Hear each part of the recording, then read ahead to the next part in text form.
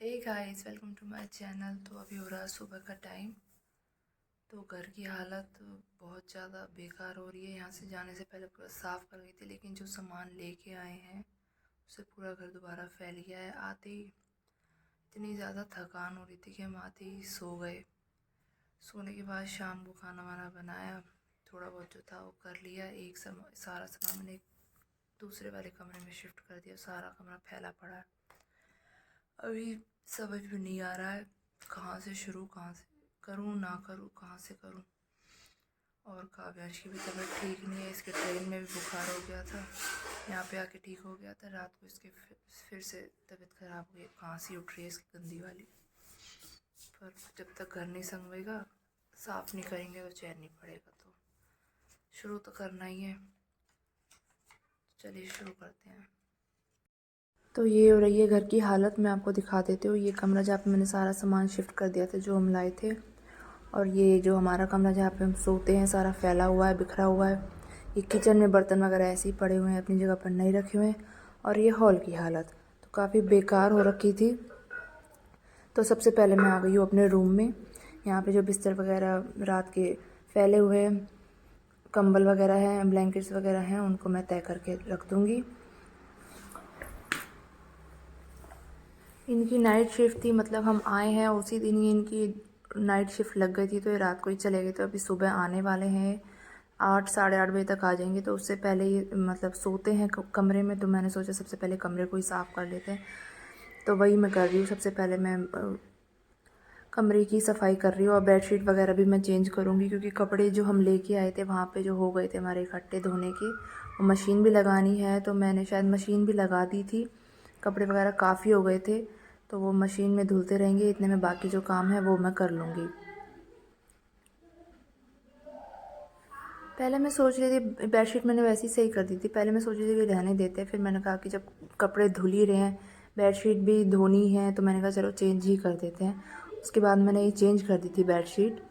पर सबसे ज़्यादा गंदा जो हाल हो रहा था वो सामने वाले रूम का हो रहा था, क्योंकि वहाँ पे जो हम कपड़े वगैरह लाए थे, जो सामान लेके आए थे, वो मैंने सारा इसी कमरे में रख दिया था। ये आप देख भी सकते हो कि सारे बैग वगैरह हमारे, जो हम ब्लैंकेट्स लेके आए थे और जो हमारा एक्स्ट्रा सामान हो गया था, वो मैंने सारा ऐसे ही रख दिया था रात को यहाँ पे। तो सबसे पहले मैं वही कर रही हूँ, जो बैग वगैरह है उनको मैं खाली कर रही हूँ। उनमें देख रही हूँ क्या क्या सामान है। वो देखा भी नहीं था हमने, बस जो मंगाया था वो ऐसे ही मंगा लिया था। तो अब खोल खोल के मैं देख रही हूँ, चेक कर रही हूँ कि इसमें क्या, कौन से थैले में क्या सामान रखा है। जो मैं रख सकती हूँ अलमीरा में, जो बाहर निकालने का है, जो धोने का है, वो मैं अलग अलग कर लूँगी, जो रखने का है वो मैं रख दूँगी। तो बीच बीच में काव्यांश भी हेल्प करवा रहा था कि सामान इधर से उधर रखने के लिए।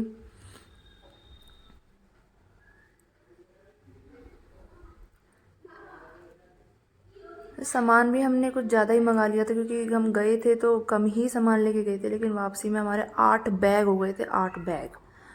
तो प्रॉब्लम इतनी ज़्यादा हुई, एक ट्रेजेडी और हो गई हमारे साथ ट्रेन में। हमारे साथ हुआ ये था कि जो हमने टिकट जो हमने करवाई थी, हमने बांदीकुई से नहीं, इन्होंने जो करवाई थी वो बुकिंग मिल नहीं रही थी।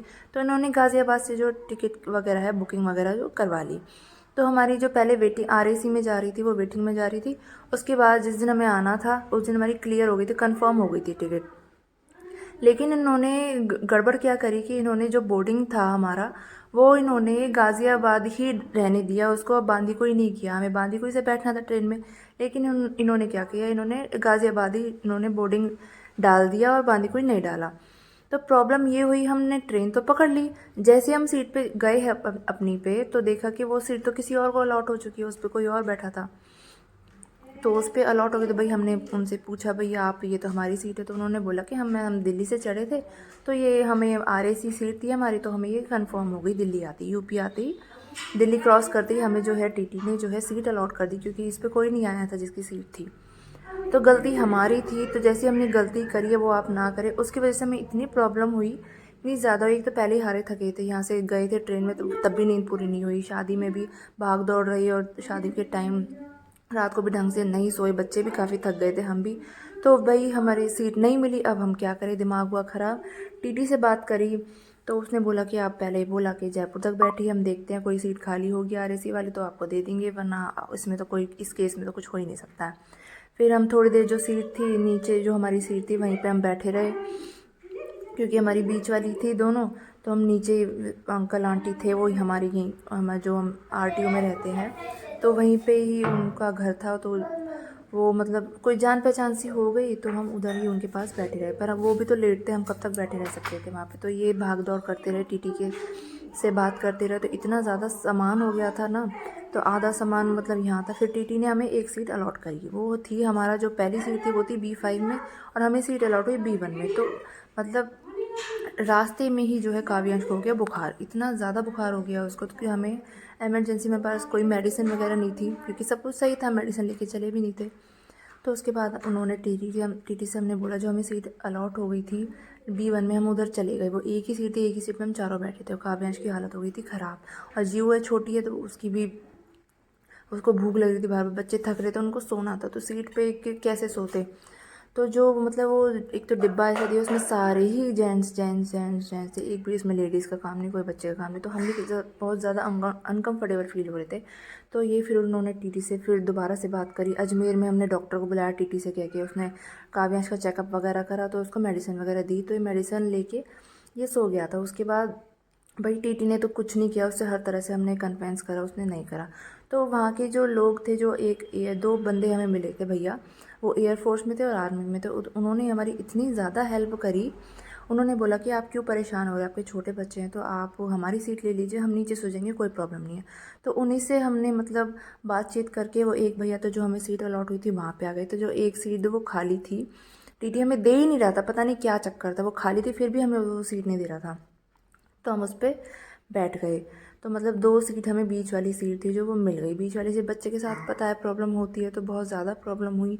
और दिक्कत ये हुई थी कि जीवो का जो दूध हम घर से लेके चले थे वो भी ट्रेन में, मतलब सारे ही काम एक साथ होने थे, वो ट्रेन में फट गया वो दूध। वो तो शुक्र था कि एक बार मेरे साथ ऐसा हो चुका था कि हम जब दिल्ली से भूज आ रहे थे तो दूध वो फट गया था, तो हम दूध के जो पाउडर वाला दूध है वो साथ लेके चले थे, तो बात बन गई उसमें। तो जैसे तैसे भाई हम रात निकाली, फिर दिन में तो इतनी प्रॉब्लम नहीं हुई।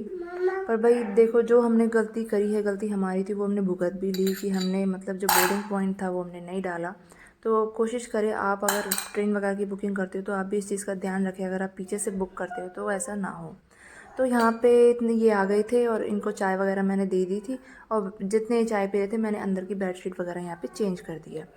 बेडशीट चेंज करने के बाद मैंने मशीन लगाई हुई थी, तो जो ये कपड़े हैं उनको मैं पानी में से निकालने के लिए यहाँ पे आ गई थी। काफ़ी ज़्यादा कपड़े हो गए थे, और जो सारे कपड़े तो मैं धो के गई थी, लेकिन शादी में गए थे तो वो कपड़े भी हो ही जाते हैं।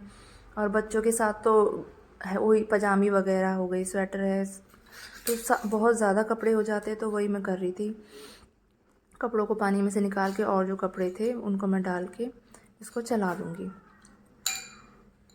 इतना ज़्यादा काम हो गया तो काफ़ी थक भी गए थे। जिस दिन हम आए थे उस दिन तो मैंने कुछ करा ही नहीं था।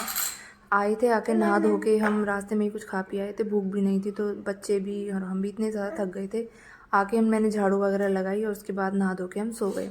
उसके बाद सीधा शाम को उठे थे, शाम को खाना वाना बनाया, सब्ज़ी वगैरह लेके आए क्योंकि सब्ज़ी नहीं थी घर पे, वो सब हमने किया। उसके बाद वो रात को ये ड्यूटी चले गए थे, इनकी नाइट शिफ्ट थी, तो अगले दिन ये आ गए थे। तो ये अगले दिन का, उस दिन तो मैंने ज़्यादा कुछ नहीं किया था, अगले दिन ही करा था, क्योंकि सो गए थे तो वो काम और ज़्यादा हो ही जाता है। तो यहाँ पे रसोई वगैरह भी मैंने बर्तन वगैरह साफ़ कर दिए थे, सब काम हो गया था। लास्ट काम रह गया था मेरा झाड़ू पोछे का, वही मैं कर रही थी। मैं झाड़ू पोछा लगाने के बाद अपने फ्री बैठ जाएंगे, क्योंकि इस टाइम जो है ये भी सो गए थे नाश्ता करके, खाना वगैरह ये लेट ही खाएंगे। और जीवू भी मैंने नहला के उसको सुला दिया था। तो जीवू की भी तबीयत ढीली सी हो रही थी, उसको भी गर्म सी लग रही थी, उसको भी फीवर हो गया था बाद में। तो अभी घर की सफाई वगैरह कर ली है, झाड़ू पोछा और जो सामान बिखरा हुआ था वो समेट लिया है, रख दिया है। एक बैग अभी खाली करना बाकी है, वो कर लूँगी। अभी डीप क्लीनिंग भी ज़रूरी है घर की, क्योंकि बहुत गंदा हो रहा है ज़्यादातर किचन की, और किचन के सामने जो अलमीरा बनी है उसकी, वो भी करूँगी। एक साथ तो नहीं कर सकते क्योंकि और भी काम है, बच्चे भी हैं छोटे। तो जी वो भी सो गई है, पूजा कर ली है मैंने, और साफ़ सफाई सब कुछ हो गया है। अभी बनाना है खाना। खाना बनाने से पहले ये सो गए हैं, तो ये नाश्ता करके सो गए थे, तो लेट ही उठेंगे, लेट ही खाएंगे। तो उससे पहले मुझे बहुत तेज़ भूख लग रही है, तो मैं पहले नाश्ता कर लेती हूँ, उसके बाद मैं खाने की तैयारी करूँगी। और डीप क्लीनिंग तो करनी है, आज नहीं। आज तो कपड़े भी इतने हो गए थे और भी बहुत सारे काम हो गया था ज़्यादा। तो डीप क्लीनिंग मैं आज या कल मैं करूँगी ज़रूर, क्योंकि करनी बहुत ज़रूरी है, क्योंकि जब तक घर पूरा साफ़ नहीं हो जाएगा जब तक चैन नहीं मिलता है। तो बस आज की वीडियो में इतना ही, मिलते हैं अगली वीडियो में, और तब तक के लिए बाय बाय। और वीडियो को पसंद आए तो लाइक करें, शेयर करें, और सब्सक्राइब नहीं किया है तो कर ले। Bye bye.